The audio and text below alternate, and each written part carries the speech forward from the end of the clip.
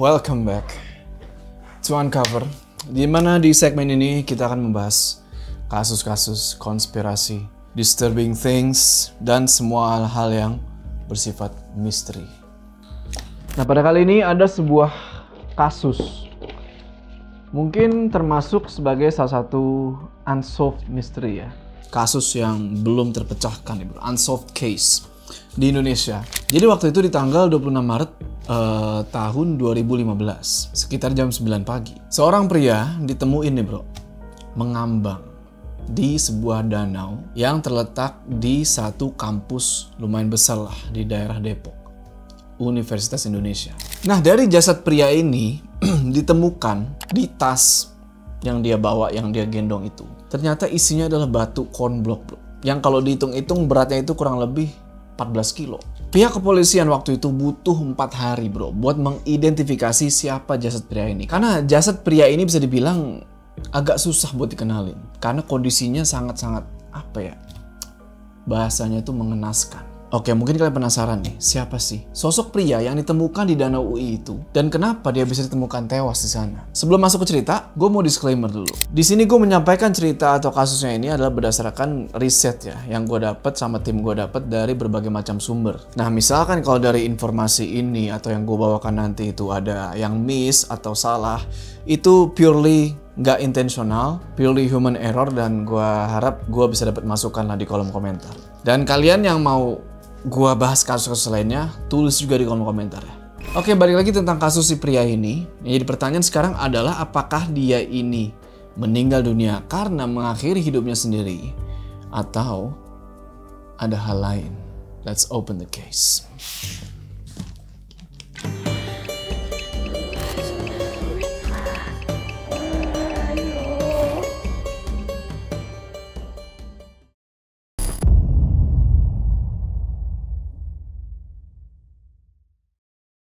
Jasad pria tanpa identitas ditemukan di danau kampus Universitas Indonesia, Depok, Jawa Barat.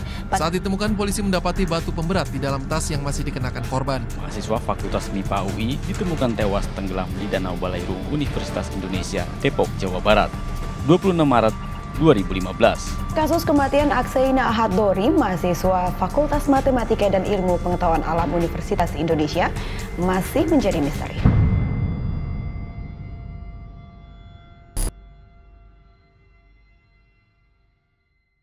Jadi, Akseina Ahad Dori atau yang biasanya dipanggil Aceh. Dia ini lahir tanggal 2 Juni tahun 1996 tuh di Yogyakarta. Dia ini adalah anak kedua dari 4 bersaudara. Ayahnya Aceh yang bernama Bapak Mardoto merupakan seorang dosen nih di Akademi Militer. Sedangkan ibunya yang bernama Karimatul Ummah berprofesi sebagai dosen juga tuh di Fakultas Hukum Universitas Islam Indonesia Yogyakarta. Menurut teman-temannya si Aceh ini bisa dibilang anak yang pinter bro.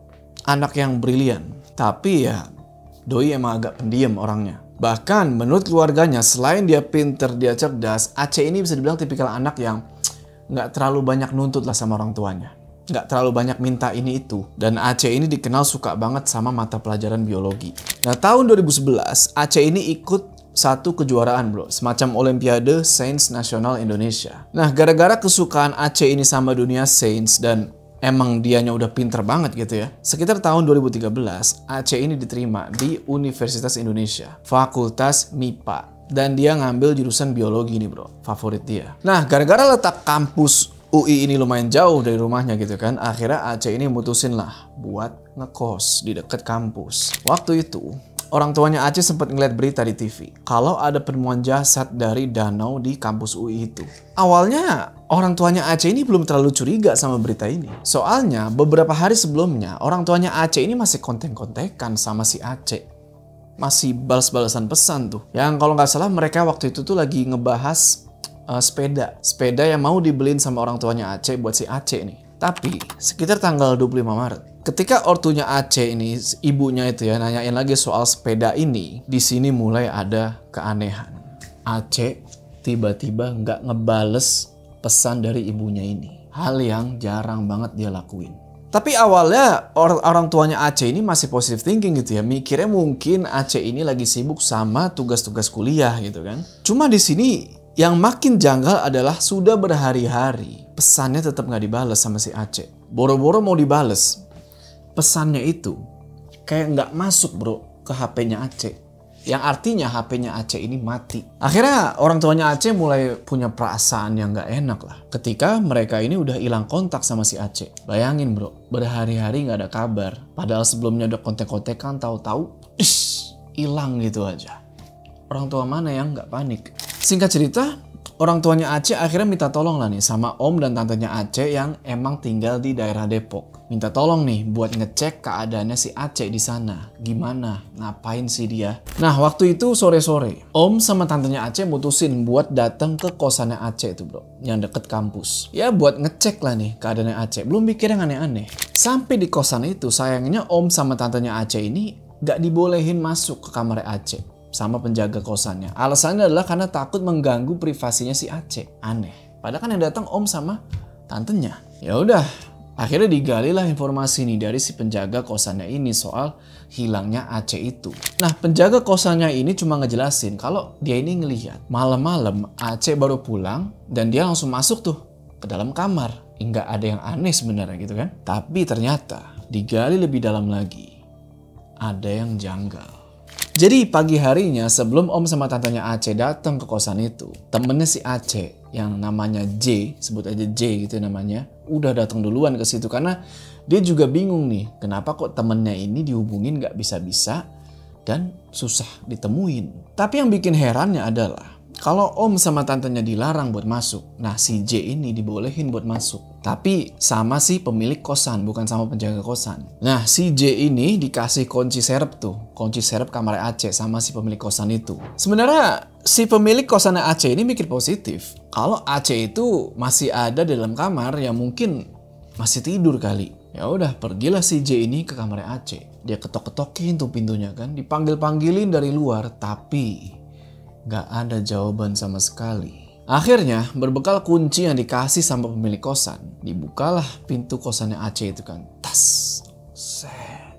Cuma pas dibuka itu, ternyata Aceh sama sekali gak ada di dalam kamar. Tapi J gak langsung pikir yang aneh-aneh. Dia mikir, oh mungkin si Aceh emang lagi pergi nih. Dan akhirnya J mutusin buat pulang dari situ. 3 hari setelah ramainya pemberitaan penemuan jasad misterius di danau kampus UI itu, ternyata si J ini pergi lagi ke kosannya Aceh. Karena dia penasaran, kenapa kok si Aceh ini masih belum ngabarin juga. Jadi si J kali ini mutusin buat nungguin si Aceh tuh di kosannya. Dan dia nggak sendirian tuh, dia sama teman-temannya Aceh yang lain. Yang dimana teman-temannya pun nggak ada satupun yang dapat kabar dari Aceh. Mereka tungguin tuh sampai nginep-nginep di kosan itu. Udah bela-belain nginep, ternyata Aceh gak pulang-pulang juga. Akhirnya J sama teman-temannya mutusin buat meriksa kamar Aceh. Kali aja mereka bisa nemuin suatu petunjuk gitu kan. Dan akhirnya setelah diperiksa-periksa, J ini nemuin secari kertas bro, yang nempel di tembok kamar Aceh. Kalau dilihat dari bentuk tulisannya yang ada di secari kertas itu,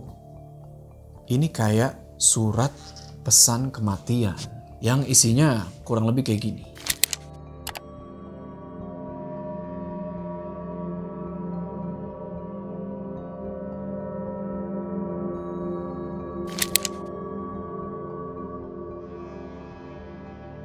Jadi setelah ortunya Aceh dapat info dari om sama tantenya Aceh kalau mereka nggak bisa masuk ke dalam kamar kosannya Aceh, sekitar tanggal 29 Maret tahun 2015, ibunya Aceh ketika lagi ngecek HP, ngecek pesan gitu ya, dapat notif kalau pesannya udah masuk nih ke HP-nya Aceh. Kalau WA tuh ibaratnya centang 2 lah. Langsung aja tuh ibunya nelpon kan ke HP-nya Aceh dan nyambung. Nggak berapa lama, telepon itu ada yang ngangkat, tapi yang keluar bukan suaranya Aceh. Bingung nih ibunya kan, siapa ini? Nah, usut punya usut, ternyata yang ngangkat itu adalah J. Langsung dicecer lah si J ini kan dengan berbagai macam pertanyaan soal keberadaannya si Aceh. Tapi si J ini bilang kalau ya dia juga beberapa hari ke belakang ini belum ketemu sama si Aceh. Makanya si J nyamperin lah tuh ke kosannya si Aceh, tapi dia nggak nemuin di sana. Namun si J di sini sama sekali nggak cerita lah soal apa yang dia temuin di kamar Aceh. J cuma ngasih tahu kalau HP, laptop, sama dompetnya Aceh itu masih ada dan masih utuh tuh di kamar kosannya dia. Pokoknya semua barang-barang masih utuh lah bro, kayak nggak ada yang dibawa gitu. Cuma satu jaket doang nih yang nggak ada. Yaitu jaketnya Aceh warna biru dan di belakangnya itu tertulis Universitas Indonesia. Makin kepikiran banget lah nih ortunya Aceh kan. Ini kemana anak ini? Akhirnya setelah tanggal 30 Maret, ayahnya Aceh mutusin buat pergi ke Depok. Nyari informasi mengenai hilangnya Aceh. Dan yang aneh, ortunya Aceh sendiri sama sekali nggak nerima info apa-apa dari pihak kampus soal hilangnya anak mereka itu.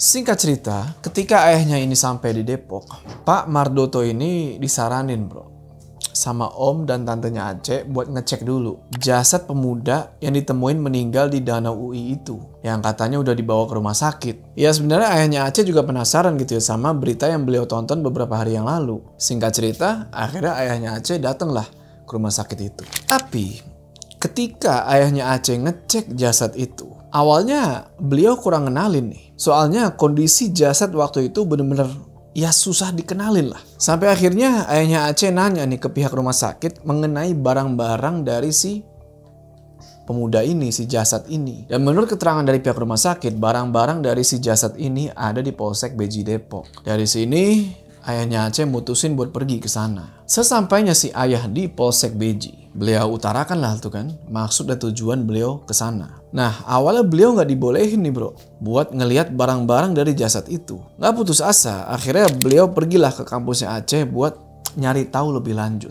Sampai di kampusnya Aceh, beliau ketemu nih sama beberapa pihak kampus sekaligus teman-temannya Aceh. Salah satunya adalah si J itu. J samperin lah ayahnya Aceh ini. Dan mereka pun ngobrol-ngobrol lah tuh. Disinilah baru J ngasih secari kertas yang dia temuin di dinding kamar kosannya Aceh. Nah ketika ayahnya Aceh nerima surat itu atau kertas itu, beliau agak bingung karena sebelumnya ketika ibunya Aceh telepon-teleponan sama J itu sama sekali nggak mention kalau dia nemuin kertas. Singkat cerita, akhirnya ayahnya Aceh balik lagi lah nih ke Polsek Beji. Waktu itu ayahnya Aceh didampingin sama Biro Keamanan UI dan salah satu dosen dari Prodi Biologi. Di sini barulah ayahnya Aceh diizinin buat ngecek barang-barang dari si jasad itu. Ternyata benar. Ada salah satu barang di situ yang ayahnya Aceh kenal, baju. Ayahnya inget banget.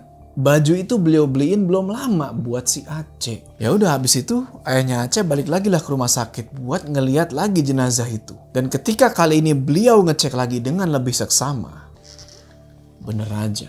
Jadi jasad pria yang mengapung di Danau Kenanga Universitas Indonesia itu ternyata benar adalah jasadnya Akseina Ahad Dori atau biasa dipanggil Aceh. Orang tuanya Aceh ketika ngelihat kondisi anaknya itu ya bener-bener hancur lah Ya lagi-lagi orang tua mana yang gak hancur perasaannya ngelihat anaknya dengan kondisi kayak gitu. Apalagi Aceh ini bisa dibilang anak yang membanggakan gitu loh. Setelah itu ayahnya Aceh ini konfirmasi lah ke pihak kepolisian kalau jenazah itu emang bener jenazah anaknya. Habis itu ayahnya Aceh ngejalanin pemeriksaan buat kelengkapan laporan BAP. Sekaligus ayahnya Aceh juga ngasih surat itu tuh surat dari si J, surat pesan kematian. Dikasih nih ke polisi buat mereka selidiki. Dan sekitar tanggal 31 Maret tahun 2015, jenazahnya Aceh dibawa balik nih ke Jogja untuk dimakamin di sana.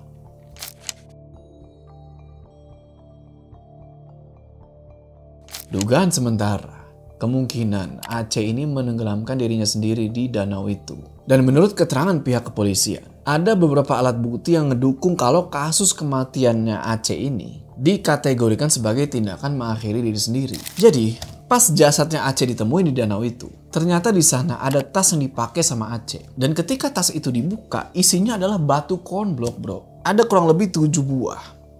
Yang kalau di total beratnya itu sekitar 14 kilo. Ditambah ada surat yang ditinggal tuh di kamar kosannya Aceh, ditempel di dinding yang isinya seakan-akan kayak pesan kematian gitu kan. Dan ini memperkuat dugaan pihak polisi kalau Aceh ini meninggal karena bundir. Dan kemungkinan motif Aceh mengakhiri hidupnya sendiri adalah karena dia gagal masuk ke sebuah kejuaraan sains. Soalnya waktu itu emang Aceh ini sempat curhat ke ibunya kan, telepon-teleponan soal itu. Tapi menurut keluarganya Aceh ini bukan tipikal orang yang gampang menyerah gitu aja. Sampai akhirnya ke pihak kepolisian pun menelusuri lagi kasus ini. Karena ternyata emang banyak banget kejanggalan di kasus kematiannya Aceh ini.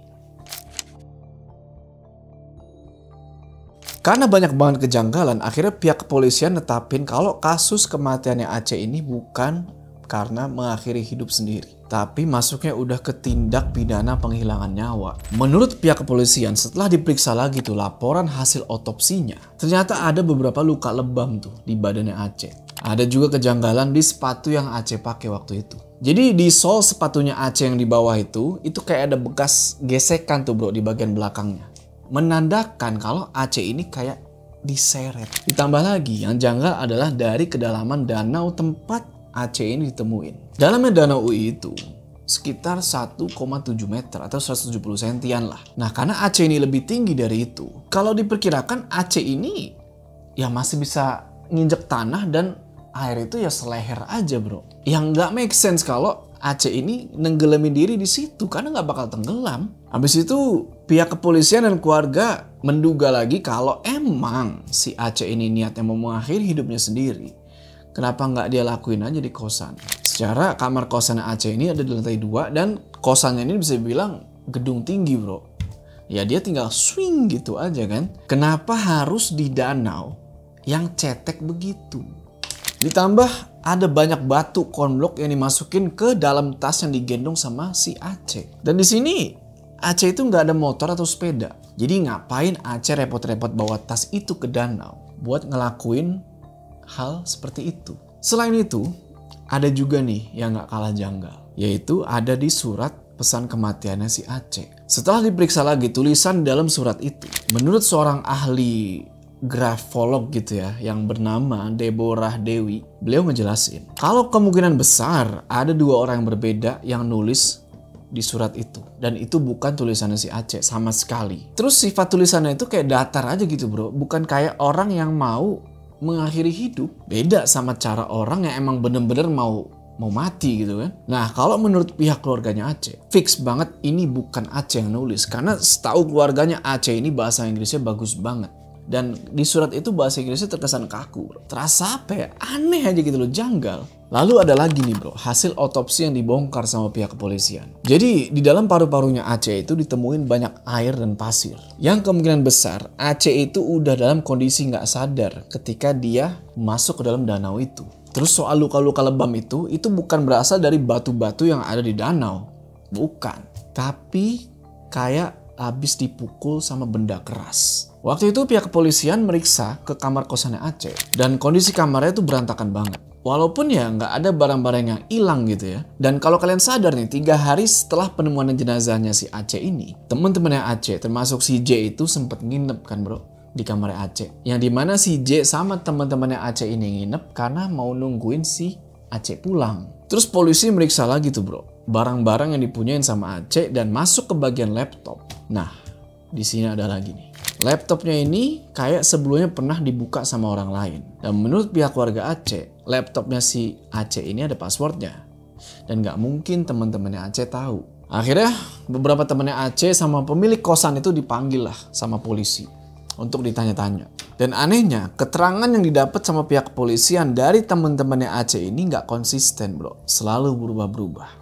What's wrong here? Dan itu ngebuat pihak kepolisian makin curiga bro sama teman-temannya si Aceh ini. Tapi sayangnya nggak ada satupun alat bukti yang mengarah ke mereka. Ditambah pihak kepolisian nggak bisa lagi nyelidikin tempat ditemuinnya jenazah Aceh. Soalnya di sekitaran danau tempat Aceh ditemuin itu udah rusak bro. Udah keburu rusak gara-gara banyak orang lalu lalang tuh. Saking hebohnya kasus ini. Penasaran, pengen ngeliat gitu kan. Dan akhirnya berbulan-bulan tuh berlalu sampai bertahun-tahun kasus kematian Aceh atau Akseina ini belum ketemu titik terang. Sampai detik ini pihak keluarga masih mencari keadilan bro buat Akseina. Dan belum lama ini sekitar tanggal 25 Oktober tahun 2024 pihak keluarga Aceh dapat lagi surat bro. Namanya surat SP2HP. Surat pemberitahuan perkembangan hasil penyelidikan dari pihak kepolisian. Intinya pihak kepolisian sampai sekarang ini masih ngelakuin penyelidikan. Ya kita doain aja semoga kasus soal Akseina ini segera selesai dan pelakunya bisa segera ketemu gitu ya. Bisa segera diadili. Bagi kalian yang mau tahu lebih lanjut soal perkembangan kasus ini, kalian bisa kunjungi tuh bro ke Instagram dengan nama @peduliakseinaui. Link gue taruh di deskripsi, kalian tinggal klik aja. Jadi pertanyaan adalah, apa yang membuat susah soal kasus ini. Kenapa sampai sekarang sudah 9 tahun berlalu belum pecah juga? Mungkin kalian ada yang tahu jawabannya? Tulis di kolom komentar. That's it, the case for today. See you on the next Uncover.